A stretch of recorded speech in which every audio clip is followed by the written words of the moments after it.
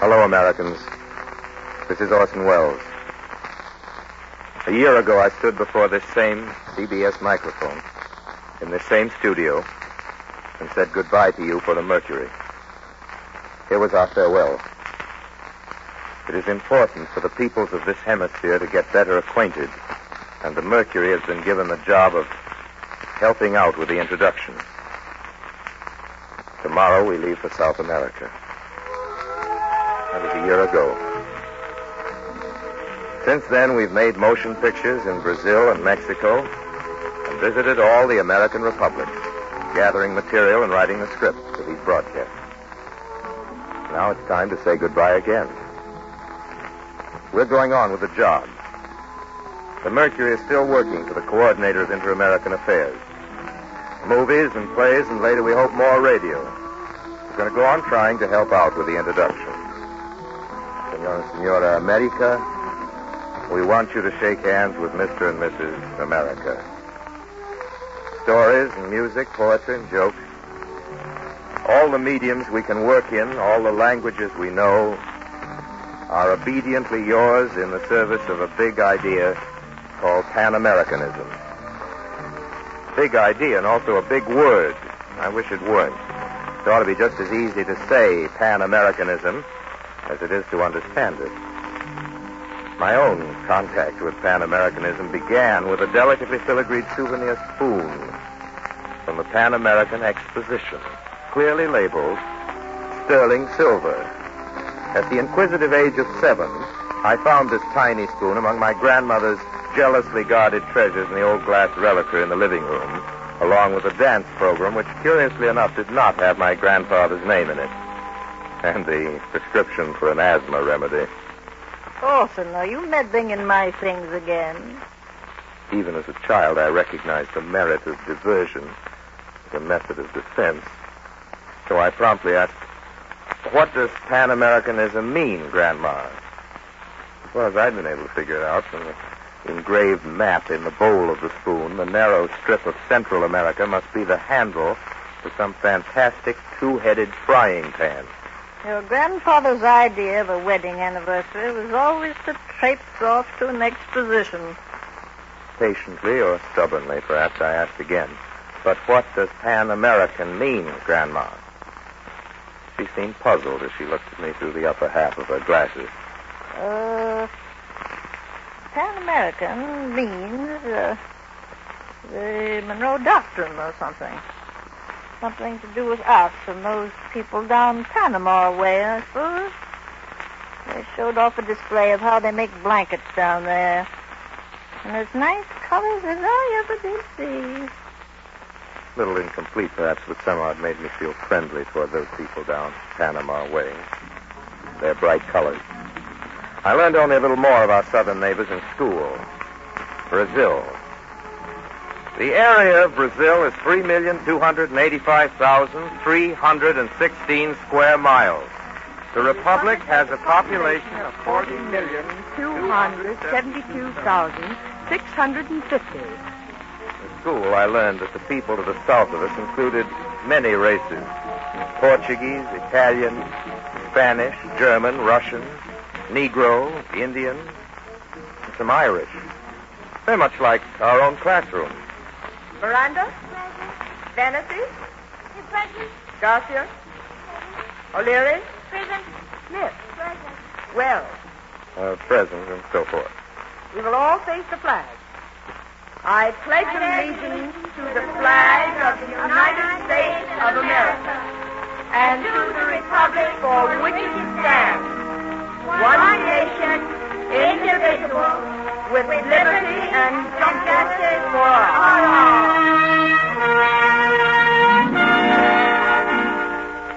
It was later, much later, that I learned about the tango. I went to the movies, read books. I was told of dark-eyed senoritas, of pampas moons, gauchos, and wild palomino ponies. Then I learned the rumba. I heard about Latin lovers and the barbarous jungles, fiestas, bandits, revolutions, and tamales, hot tamales. Somehow the feeling of friendliness I'd known as a child escaped me. I was a gringo, and my friends from down Panama way were Latins. A gulf wider and deeper than the Rio Grande separated me from my neighbors. Them from me. If I can only begin to tell you tonight how shallow and narrow that gulf really is, I will have accomplished what it took me a journey through our entire hemisphere to realize. Como vai você, José? Então, como vai passando sua senhora e crianças? O que é que você pensa a respeito das últimas notícias enviadas de Casablanca, hein? You know what that means? It means, hello, Joe, what do you know? How's the wife and kids? And what do you think of the news from Casablanca? Tú sabes, chiquito, que hay una guerra y tengo que luchar. Espéreme. That's the way a Mexican boy says, listen, sweetheart, I got to enlist. You understand. Wait for me. That was the dark-eyed senorita he was talking to, and that other was your Latin lover. It's the sameness I'm talking about now. Sameness in spite of difference. Different sounds to the words. But the same idea. Different colors, but the same spirit. Different churches, but the same faith. Different liquor, but the same hangover. Different jokes, but the same laughter. Different nations. The same humanity. Thank God for the differences, because it's out of those differences that culture grows, and grows big in all directions at once. Thank God for the southern drawl and the Yankee twang. Thank God for samba and swing, for baseball and bullfights, for the poets and the painters, for Mexico's Orozco, for Portinari of Brazil, Queiroz of Argentina. Thank God for Walt Disney and Cantinflas, El Gran Otelo, Carmen Miranda. Thank God for Chavez and Villa-Lobos and 1,000 unknown troubadours who improvised the people's songs. Thank God for Mark Twain and Mickey Rooney and all the others, living and dead, whose different voices are heard in our hemisphere, voices whose eternal sameness is contained in the tremendous proposition that all men are created equal. The very foundation of peace on earth is understanding between men. Strong magic acknowledging no time and space. The understanding that comes with knowledge is a perfect time machine. You can twist the dial of history and listen in wherever you like. For instance, let's say we want to tune in on the city of Washington, D.C., the year 1816. How the marriage to be heard? Will the senator yield to the gentleman from Kentucky? John Randolph has been ridiculing a junior senator by the name of Henry Clay, who spoke for a diplomatic mission to South America. Mr. Clay's enthusiasm is a fervor recently acquired in Europe. A spirit which is out of place in the United States of America. The differences between the American nations are too great, socially, economically, and politically. The holdouts say those same things today. But the differences they talk about are just the ones you'll find in any of our own large cities, where people seem to get along all right. Any New York subway car is an international express.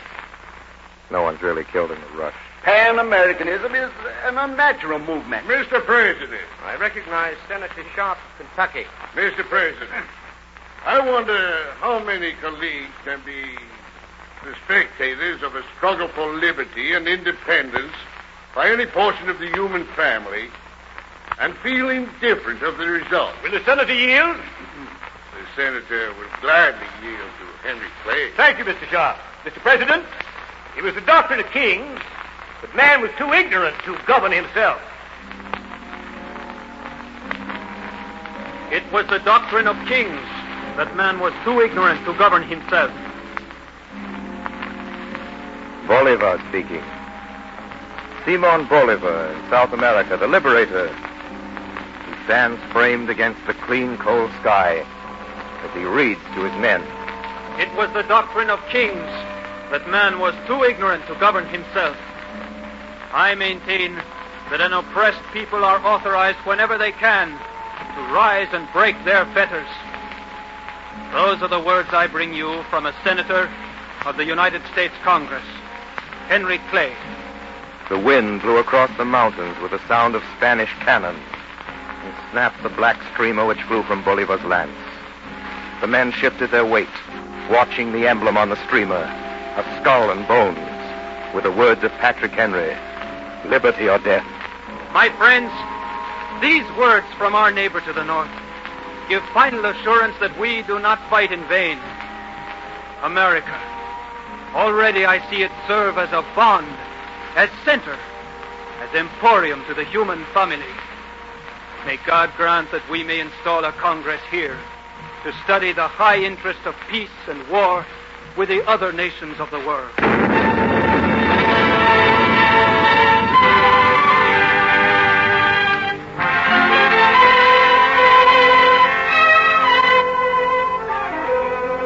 The roots of Pan-Americanism lie buried with Bolivar deep in the rich, fertile soil he loved and freed.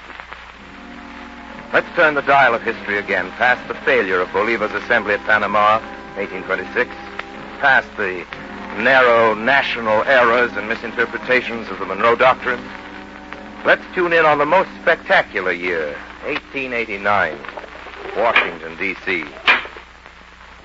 October 2nd, 1889.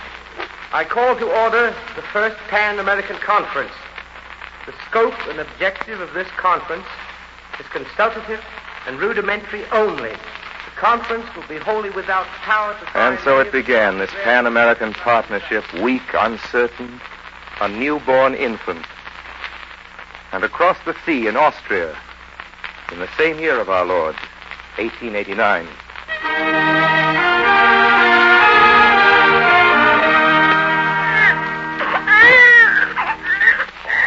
Fine boy, Liebchen, a fine boy. Look how he holds his head up already. He'll make his mark, this boy will. You'll be proud to have delivered this child, Herr Doctor. Well, I find it better to disclaim any credit, good or bad, for the human beings I bring into the world, Herr Schickelgruber.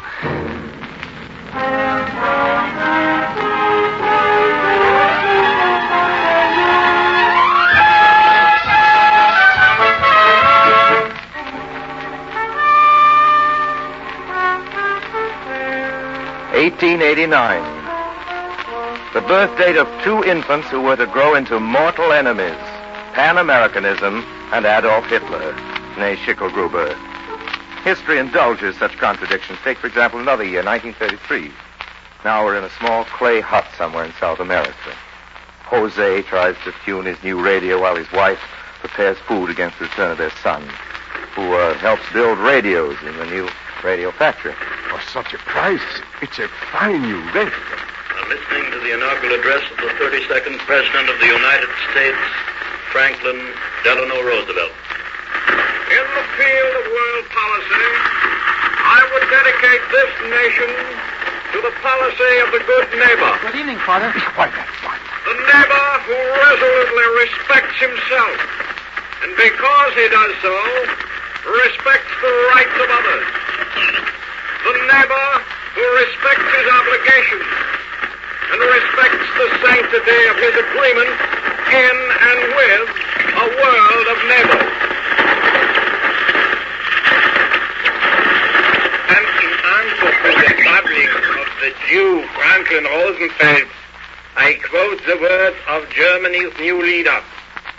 Whoever would really wish from his heart for the victory of the pacifist conception of this world must devote himself by every means to the conquest of the world by the Germans.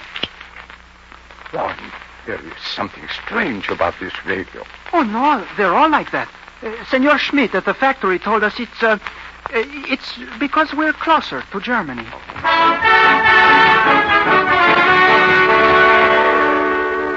Don't worry, Juan has learned. Today he works in another factory and he's a member of the Latin American Confederation of Workers. I'd like you to hear what Vicente Lombardo Toledano, the head of the Confederation, told me in Mexico. We have joined the United States and the other people fighting in the Orient and in Europe against Hitler and accomplices. There can be only two attitudes, against Hitler or in favor of Hitler. It is absurd to speak of neutrality because the neutral is but an ambushed fascist cynical and cowardly.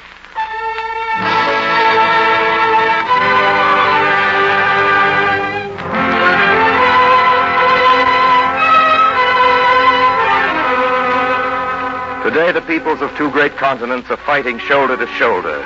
21 nations of the Americas marching to the same battle hymn. And we didn't come together by a strange coincidence. And it wasn't just luck. And it wasn't an accident. We men and women of the Americas came together out of a common heritage, a tradition planted 100 years deep. We were born out of revolution, all 21 of us. And we cut our teeth on a Declaration of Independence. Today we're still fighting the same fight. Good neighbors thrown together to protect their homes, that's the picture. People, just plain people. Plenty of personal problems going their own way, never getting to know their neighbors except for a good morning and a nice day, isn't it? Lots of us never knew that man who's the air raid warden till he dropped in to look over the house one evening about a year ago. And it's the same way with nations. Friendly, know each other's names. That's about all. Then comes the crisis. A fire, an air raid alert. And over a single night, acquaintances become friends. Neighbors become allies and comrades in arms. Sometimes it doesn't take a crisis. I remember in Mexico seeing a young girl with a group of tourists in the United States. She was so carried away by a passion for flowers that she found herself without enough centavos to pay for the orchids, gardenias, and carnations she'd selected. I was asked to interpret, and it was only after I'd pushed through the group of tourists that I saw the face of the little flower girl. She smiled such a smile as I will never forget. It was as though she had been confronted with a miracle. I found she understood the situation. Si le gustan llarias, niña. Literally translated, the young lady says, if you like them, keep them, little one. But she can't afford. The gringa tried to give the flowers back, but the Indian girl would have no part of it. She was genuinely delighted to find the gringa had a heart like herself, and that she loved her flowers. Flowers of Mexico. Here. Ask her to take this scarf. But before I could speak, the Indian girl had refused. No, niña. Es un regalo. When I told the gringa the flowers were a gift, she understood. I think we all understood. The paisanita just discovered that gringos have souls, that they're human beings, that nothing stands between them and us. America, all of it. That big two-headed frying pan. My grandmother's souvenir spoon. America's recognizing its unity of purpose. Sometimes slowly out of the necessity of crisis, more often through the recognition of a common destiny. Not the manifest destiny of Yankee imperialism and gringo superiority, but the destiny conceived by Bolivar, a great cultural and economic, political and intellectual partnership of equal nations. On the docks of Baltimore and New York, the longshoremen speak with surprise of a new and startling phenomenon. I don't get it, Pop. What is all this stuff? It's a factory, that's what it is, son. You mean I'm lifting a whole blasted factory? That's right, son, a whole blasted factory. From conveyor belts to time clocks. Last month, the first of some 500 factories we weren't using for the war were shipped out of Baltimore for Latin America. That's the good neighbor policy. That's inter-American democracy, as my good friend Luis Quintanilla, the Mexican ambassador to the Soviet Union, sees it. Not only the formal, theoretical, political democracy of our several constitutions, but the natural, tangible economic democracy in our people's way of living. Pan-Americanism submits that being a nation is a dignity, a trust, a responsibility. But being a nation is a highly professional matter involving the highest professional ethics. Professional people don't have rivals or competitors, but colleagues. Each individual stands to gain by the good professional and ethical conduct of every other individual in the society. Colleagues understand the necessity of not resorting to brass knuckles as instruments of policy. Well, what do they settle their arguments with, then? Well, what do you do if someone sues your friend? Beat his brains out? No. I get a lawyer or leave town. Nations can't leave town. So, in a manner of speaking, they get a lawyer. Several South American disputes have been settled by mediation, arbitration, and conciliation. And that's only the beginning. Science and knowledge are breaking through the barriers of time and space. Only a short while ago, our president and commander-in-chief conferred with Winston Churchill in North Africa. Today, he's in Brazil. Men are learning to think in 3 dimensions. At long last, our understanding can encompass the words of Abraham Lincoln. The strongest tie of human sympathy, apart from the family relationship, is that uniting the workers of all nations, tongues, and kindred. Out of and beyond the concept of Pan-Americanism has grown the organized form of world democracy, the United Nations. Out of the meeting at Casablanca, we have renewed our solemn pledge to fight this war to ultimate total victory. And it will follow by the simple logic of historic elimination that when we've destroyed those who advocate a world order of slavery, poverty, and ignorance, we will be one step nearer the defeat of slavery, poverty, and ignorance themselves.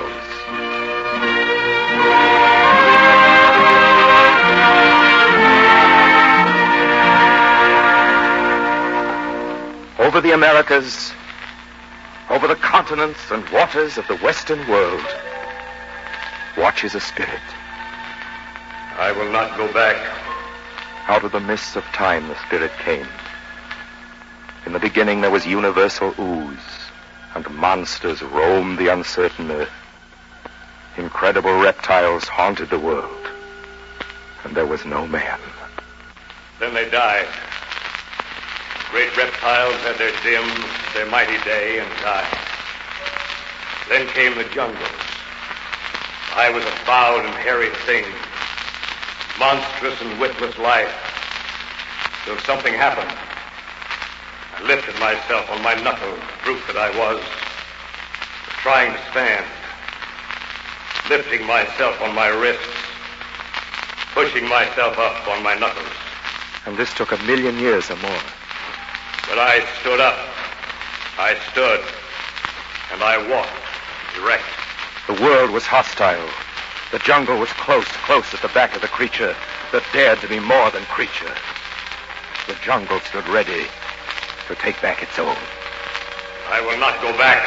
So he stands, this man spirit, watching over the continents, anxious of his destiny. He broods and waits for some proof that man can live in peace, proof that mankind can repudiate the doctrine of might and the brute rule by claw and fang, talon and beak. The spirit of man waits to learn if the jungle is leveled or if it still lives rankly, living and breathing and waiting to take back its own.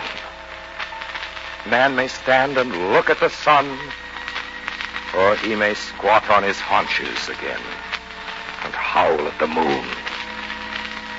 I am man. I have seen the summits to which men may lift themselves.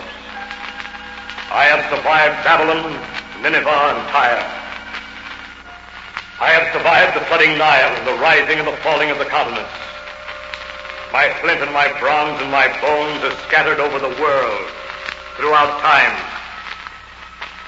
I have been kin to Plato, to Socrates, to Michelangelo, Galileo, Raphael, Shakespeare.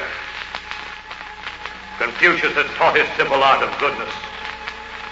Buddha has rested beneath his tree. Muhammad has journeyed to the mountain in my time. The Nazarene has mounted to Golgotha and higher. I am man. I have drawn nearer to it on recent wings. If I fly, I compute. I reason and have rules of logic. I sing, communicate. I speak and write my speeches upon space and void. I look up at the sun. I am man. I will not go back. This perhaps is our last chance. Here in the West, our chance is for a perfect and a bloodless victory. Pan-Americanism is a name for that victory. Not a Pan-Americanism of the alarmed moment, looking only for temporary safety in numbers. Not an expedient for the advantage of the big fellow nation or the imperialist. Not a cynical heads I win, tails you lose Pan-Americanism and the devil take the hindmost. But a union formed in the conviction that this is it. That the moment is urgent. And the wrong road leads back to the jungle. All the world looks to half the world for a way to peace. And we are that half of the world. We are charged with giving that we may receive. America, the mother of republics, may yield magnificently once more, or go forever barren. I asked our Vice President, Henry A. Wallace, to write us a message for broadcasting. Here it is. The new democracy looks to the future, not to the past. It looks to the rich soil and bright sunshine of America for strength. It does not exclude the old world, but it will develop its own strength to help the old world. The spirit of man stands watch upon the western continent. I have come this far. I will not go back. So be it. We will see.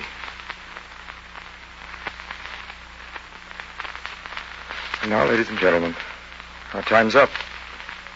The series is over.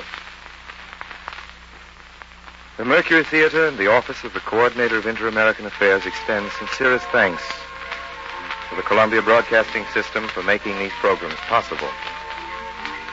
Your obedient servant thanks Lucian Marowek for his music and Glad Gluskin for conducting it.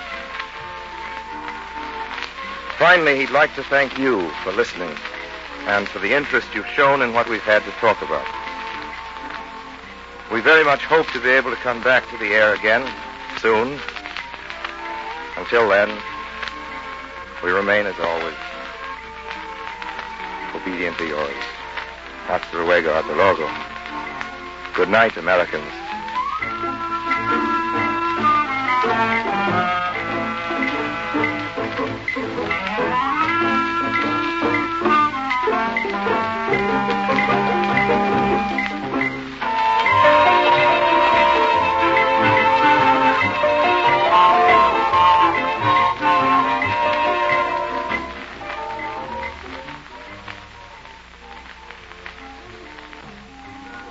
You have been listening to the concluding program in a series about the Other Americas, in which the Columbia Broadcasting System has presented Orson Welles and the Mercury Theater. The Columbia Broadcasting System is the originator of South America's network of stations, La Cadena de las Americas. In the Southern Hemisphere, as well as in this hemisphere, CBS provides daily programs of news, entertainment, and recreation to bring about a closer understanding among Americans everywhere.